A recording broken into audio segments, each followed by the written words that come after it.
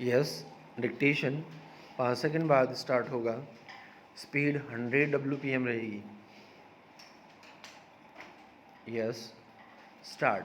ऊर्जा संबंधी मामलों की स्थायी समिति ने संसद में पेश अपनी रिपोर्ट में कहा है कि केंद्र सरकार देश में अक्षय ऊर्जा की 70% योजनाओं को लागू करने का लक्ष्य पूरा नहीं कर पाई है। विराम। अभी तक केवल 20% सौर पार्कों को ही विकसित किया जा सका है। विराम। इस रिपोर्ट के मुताबिक केंद्र सरकार ने वर्ष 2022 तक 50 से अधिक सौर पार्क और अल्ट्रा मेगा सौर ऊर्जा परियोजनाओं के जरिए 40 गीगावाट सौर ऊर्जा पैदा करने का लक्ष्य तय किया था। विराम। लेकिन हालत यह है कि 3 साल बाद भी 11 सौर पार्कों को तो मंत्रालय से मंजूरी भी नहीं मिल पाई है। विराम। इस विलंब के कारण लक्ष्य निर्धारित करने की पूरी कवायद अर्थहीन हो गई है। विराम।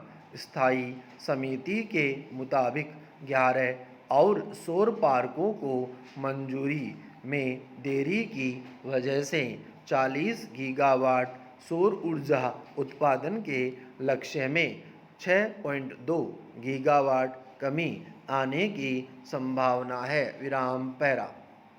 स्थायी समिति की रिपोर्ट में बताती है कि अब तक केवल 17 राज्यों में कुल 50 सौर पार्कों में से 22,879 मेगावाट क्षमता के 39 सौर ऊर्जा पार्क स्थापित करने के लिए स्वीकृति प्रदान की गई है। विराम। इनमें से भी महज 8 पार्कों का ही आधारभूत ढांचा पूर्ण रूप से विकसित हो पाया है, जिनमें केवल 6,580 मेगावाट सौर ऊर्जा उत्पादन की क्षमता है। विराम। इसके अलावा 4 सौर पार्कों को आंशिक रूप से विकसित किया गया है, जिनकी सौर ऊर्जा उत्पादन क्षमता 1,365 मेगावाट बताई जा रही है। विराम। इसी पर चिंता जाहिर करते हुए स्थायी समिति का कहना है कि मंत्रालय 2015 से 2020 तक 5 वर्षों की अवधि में केवल 8 सौर पार्क ही विकसित कर सका है। विराम।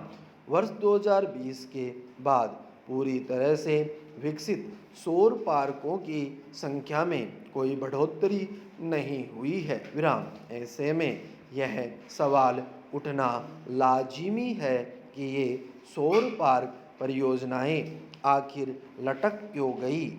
मंत्रालय ने 11 सौर पार्क योजनाओं को लेकर विलंब के कारण भी नहीं बताए। विराम। इसलिए समिति ने इस देरी पर मंत्रालय से जवाब मांगा है। विराम।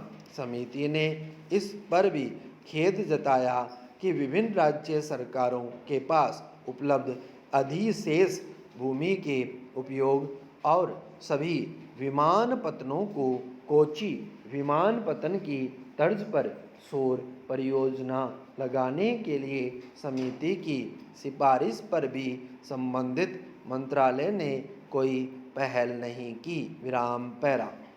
हालांकि लोकसभा में ऊर्जा संरक्षण संशोधन विधेयक 2022 पर चर्चा के दौरान विद्युत नवीन एवं नवीकरणीय ऊर्जा मंत्री आर.के. सिंह ने हाल ही में बताया था कि भारत सरकार पर्यावरण की चिंता के साथ ऊर्जा उत्पादन में आत्मनिर्भर बनने की दिशा में काम कर रही है और अक्षय ऊर्जा उत्पादन के लक्ष्य को प्राप्त करने में बड़ी अर्थव्यवस्थाएं और विकसित देश भी भारत से पीछे हैं। विराम।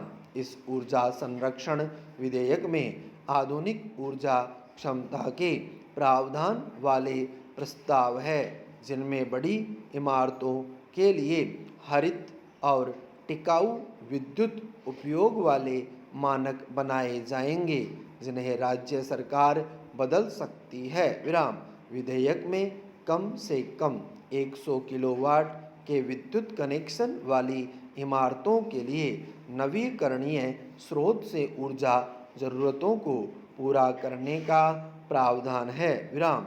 सरकार का मानना है कि सभी देश जलवायु परिवर्तन और बढ़ते वैश्विक तापमान से निपटने के लिए कार्बन डाइऑक्साइड और ग्रीन हाउस गैसों का उत्सर्जन कम करना चाहते हैं और इसी संकल्प के तहत अक्षय ऊर्जा और स्वच्छ ऊर्जा अपनाने की दिशा में अभियान शुरू हुआ है। विराम। पेरिस में हुए संयुक्त राष्ट्र के अंतर्राष्ट्रीय जलवायु परिवर्तन सम्मेलन COP 21 में भारत ने यह तय किया था कि वर्ष 2030 तक बिजली उत्पादन क्षमता का 40% हिस्सा अक्षय ऊर्जा और स्वच्छ ऊर्जा जैसे गैर जीवाश्म ईंधन वाले स्रोतों से पूरा किया जाएगा। विराम। इसी के तहत सरकार विद्युत चालित वाहनों की चार्जिंग भी अक्षय ऊर्जा से करने को बढ़ावा देने में लगी है। विराम। सरकार के सामने बड़ी चुनौती पेट्रोलियम पदार्थों और कोयले के आयात पर निर्भरता खत्म करने की है। विराम। पैरा। दरअसल कोयला, गैस, पेट्रोलियम आदि ऊर्जा के परंपरागत साधन सीमित मात्रा में होने के साथ साथ पर्यावरण के लिए भी हानिकारक साबित हो रहे हैं। विराम। ऐसे में बेहद ज़रूरी है कि ऊर्जा के ऐसे गैर परंपरागत स्रोतों को तेजी से विकसित किया जाए जिनके क्षय भी न हो और वे प्रदूषण फैलाने वाले भी न हो। विराम। यही कारण है कि दुनिया भर में ऐसी ऊर्जा और तकनीक विकसित करने के प्रयास जारी हैं जिनसे ग्रीन हाउस गैसों का उत्सर्जन न्यूनतम हो सके, धरती का तापमान बढ़ने से रोका जा सके और पर्याप्त ऊर्जा भी उपलब्ध हो। विराम।